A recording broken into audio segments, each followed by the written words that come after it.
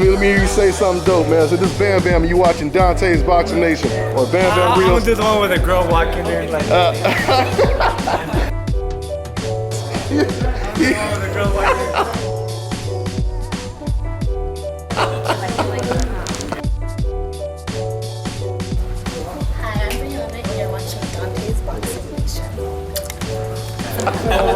This is Deontay Boxing. You're watching Boxing Nation. he done did one of the model intros. No, that's why you like Dante's Boxing. That's my intro. That's my new intro right there. That's badass, alright? That's badass. You're watching Dante Boxing Nation. Stay tuned.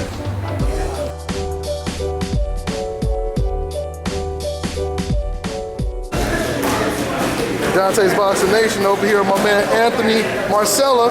What's going on, man? Not much, baby. Staying busy, grinding. All right. Now we just talked about right now your inspiration or the reason you moved out here from Rhode Island to Vegas. Explain why you moved out here.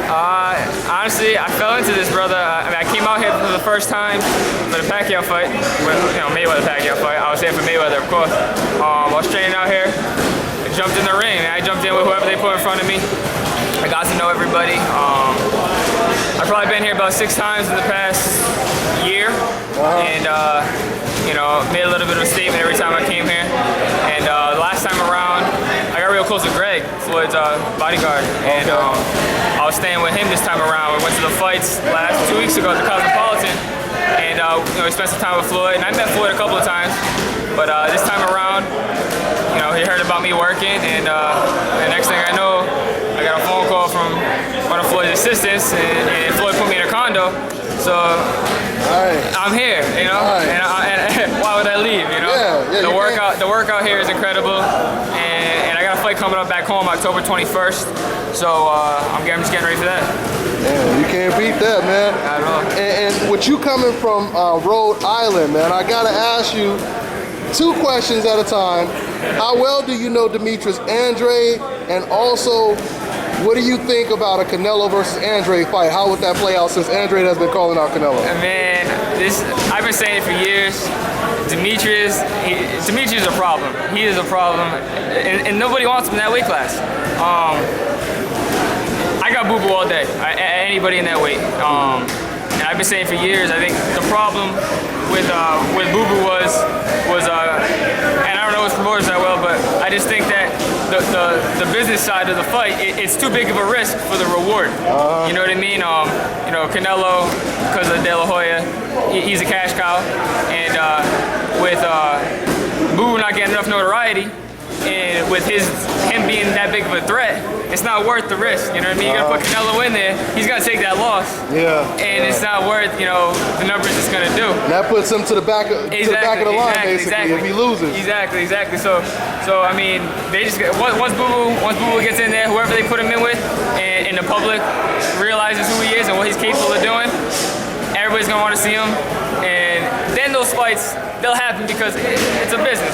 It's a business at the end of the day, and they're not gonna care anymore. They're gonna throw those guys in there because they're gonna want to make that payday. But right now, it's not worth, whoever their cash cow is. We'll use Canelo as an example. De La Hoya is not gonna risk his big fish taking that loss for a fight that might not do crazy numbers right now. But yeah, Boo-Boo's a problem at 154. Nobody wants him. Nobody wants him. I heard that. Tell me briefly about your career right now. How many fights you have? I'm 1-0 right now. Like I said, my second fight will be back home in Rhode Island, October 21st. I think we just got an opponent this week, so everything's ready to go. It's at Twin River Casino in Lincoln, Rhode Island. What division? I think we're doing 140. Might be at 35-40. Okay. Depending on the opponent, Okay. But yeah, so we'll get that out of the way, and I'm here to stay. So I'll be training out here. I'll be fighting back home, and we're gonna see where that takes me. All right. And Marsella, I've also been asking. I'm doing a poll, getting predictions right now. Let me ask you about a couple fights. Vasil Lomachenko versus Nicholas Walters. Who wins that fight?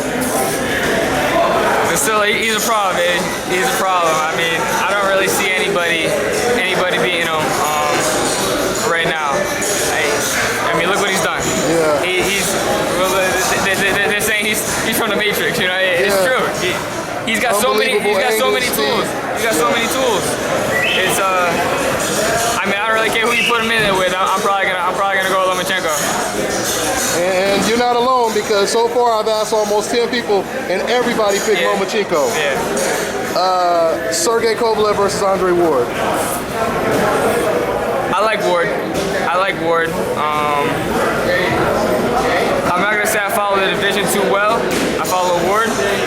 I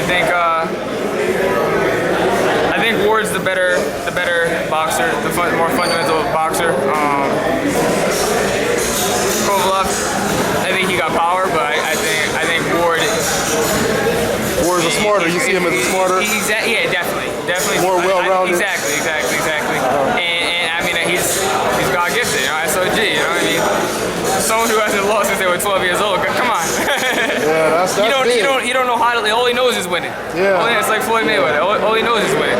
And what's crazy is people don't know this, but he only fought at light heavyweight in the Olympics because he wanted his buddy Andre Durrell to go to the Olympics as well. So he moved up to a higher weight class and still won a gold medal. Come on, how do you know? So with that being said.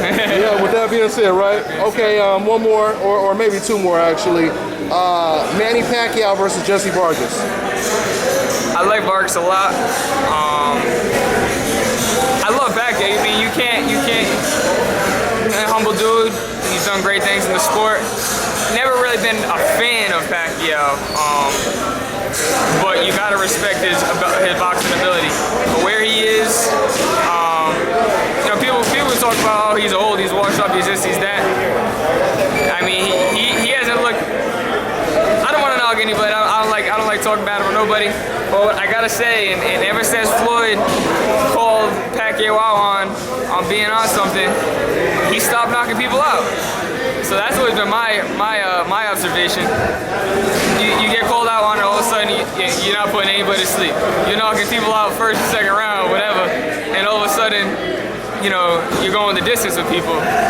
And with that being said, I don't think his boxing ability has changed. People can say, oh, he's getting old, he's getting this.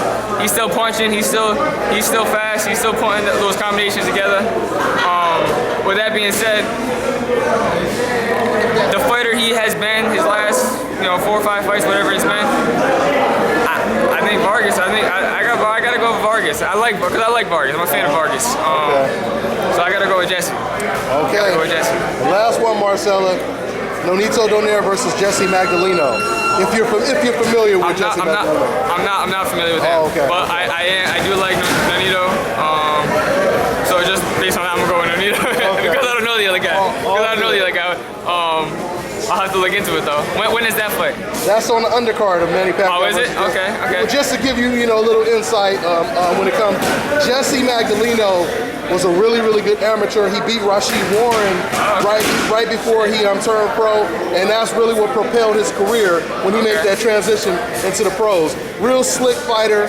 He's kind of, well, I won't say he's on the level of a Lomachenko, but he has a style similar to that. Yeah, all those small guys though. Yeah. I don't want it to get misconstrued. He's not on that level, but yeah.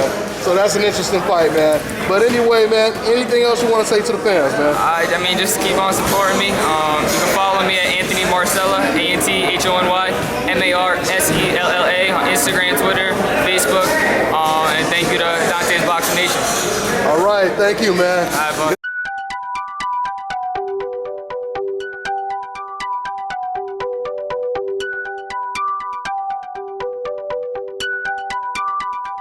Real drum.